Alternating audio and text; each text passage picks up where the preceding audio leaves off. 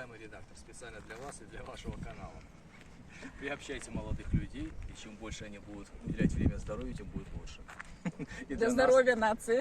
Это точно. Всем привет. Удачи. Привет.